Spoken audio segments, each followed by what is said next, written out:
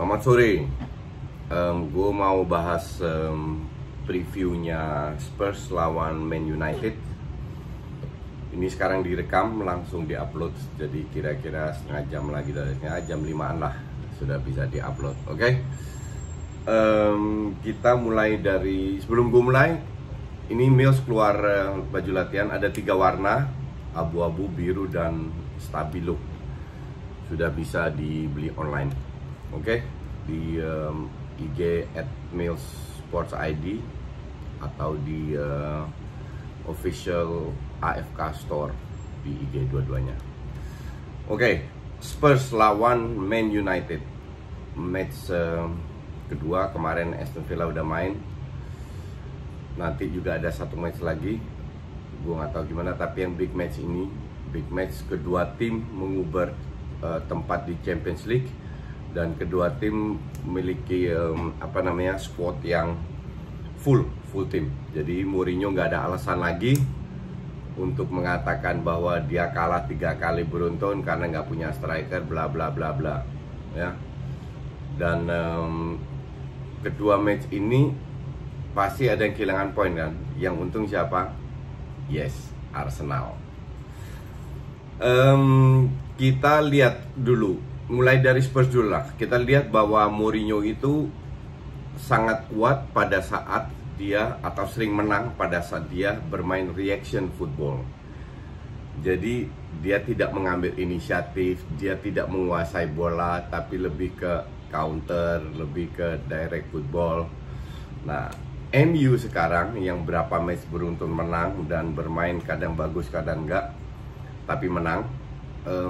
Sangat membutuhkan Fernandes dan bermain bagus, terutama dari sisi membangun serangan dari lini tengah ke belakang, dari belakang ke tengah. Itu kombinasinya bagus, antar pemain selalu ada rapat. Jadi di sini dia cukup berhasil. Tapi kreativitas di depan, gue bilang terlalu tergantung oleh Bruno Fernandes. Kalau dia dijaga satu orang ketat, bisa nggak kelihatan, bisa hilang. Oke, kita mulai dari line up-nya Spurs dulu. Kira-kira bagaimana Spurs bermain? Kalau gue bilang kiper pasti si siapa namanya, Hugo Lloris ya, karena dia kapten juga. Kalau gue bilang in this case, kalau gue jadi Mourinho, gue akan mainkan dan lihat squadnya ya. Gue kan selalu bermain pemain hebat, pelatih hebat itu bermain sesuai dengan kapasitas squad yang dia miliki. Dan dia bisa memaksimalkan. Satu, kedua, dia selalu beradaptasi dengan lawan. Lihat gaya MU pasti nggak berubah, 4-3-3. Gua akan turunkan 3 center back, yaitu Davinson Sanchez di area kanan, Toby Alderweireld di area kiri, Jan Vertonghen di sentral. Oke. 4 pemain tengah. Di sayap kiri Ben Davies, di kanan Serge Aurier, ya, mereka yang bantu supply, nge-backup. Di tengah itu DM-nya Eric Dier, dan di depan Eric Dier nomor 10 si siapa itu namanya, Dele Alli, attacking midfieldnya Dele Alli, ya. Di kiri Son Heung-min, favoritnya Pange, semoga dia cetak hat-trick tar malam. Di kanan Lucas Moura, di tengah Harry Kane. Kenapa 3-4-3? 1, karena MU memiliki 3 pemain yang tidak terlalu bagus dengan bola atas, nggak jelek juga, tapi mereka lebih mobile. Pemain kayak siapapun yang diturunkan itu sangat mobile. Jadi sangat bahaya kalau hanya bermain dengan 2 center back. Mereka seringkali bergantian posisi. 3 back lebih aman. Dan alasan kedua kenapa 3 back, karena Wan-Bissaka dan Luke Shaw itu bukan tipikal bagus dari sisi menyerang. Mereka melakukan itu crossing nggak terlalu bagus-bagus amat lah, ya. Jadi tidak terlalu menjadi ancaman. Oke. Nah, di tengah pasti mereka kalah dari sisi ball possession, penguasaan bola di tengah. Maka dari itu Kalau 3 bener-bener tenggelam, lebih baik pasang 4. Pasang 4 di mana sayapnya lebih bisa membantu belakang. Oke. Nggak selalu membantu, tapi bisa membantu belakang.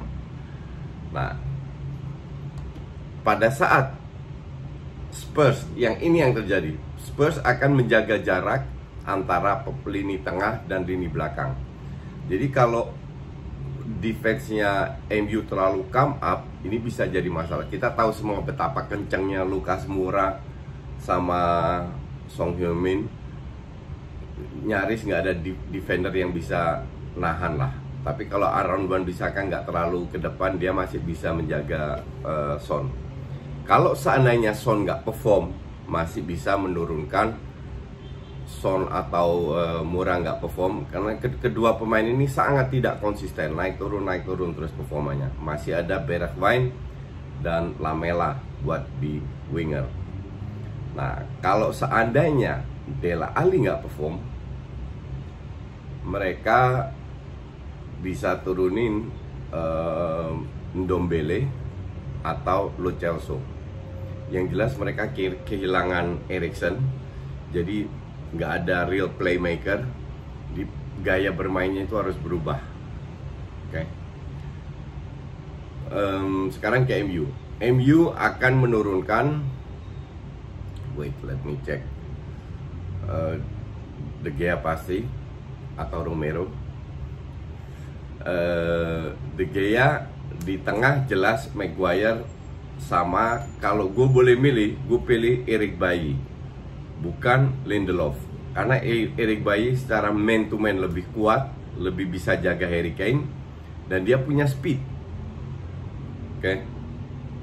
Eric Bailly, Maguire di sayap kiri seperti biasa Luke Shaw, di kanan Aaron Wan-Bissaka. Nah, yang seru sekarang nih, yang kemarin akan menjadi diskusi di box to box, ntar malam gue siaran di DPI, akan pasti dibahas juga, siapa yang diturunkan oleh Ole. Apakah itu Pogba dan Bruno Fernandes, atau dua-dua? Kalau dua-dua dimainkan, siapa yang dikorbankan?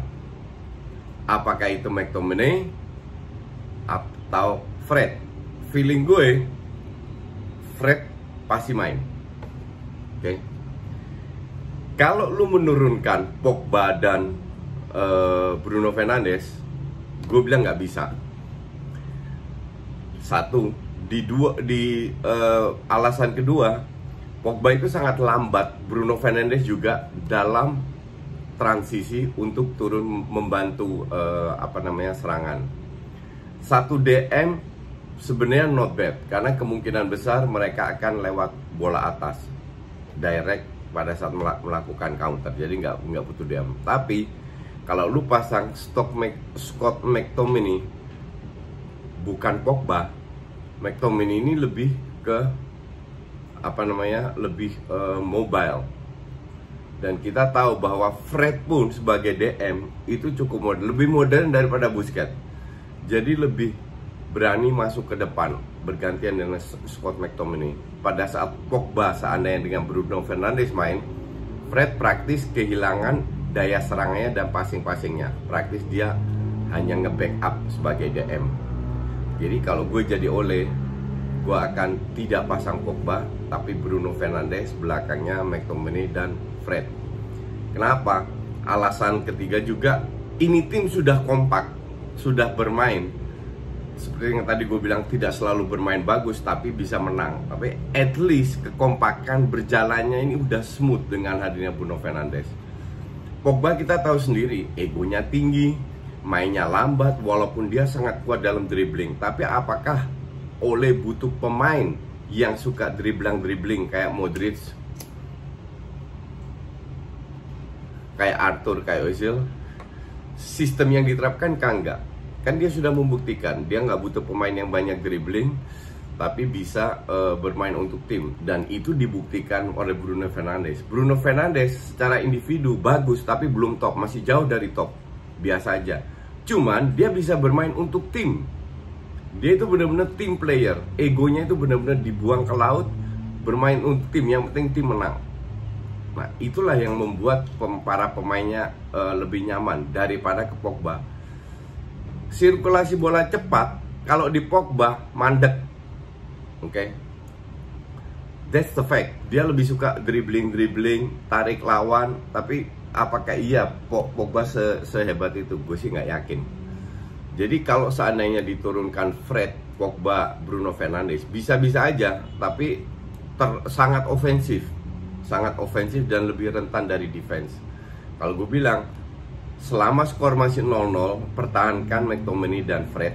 Kalau seandainya ketinggalan, baru bisa. Tinggal 20 menit, 30 menit, baru Pogba bisa masuk. Korbankan McTominay.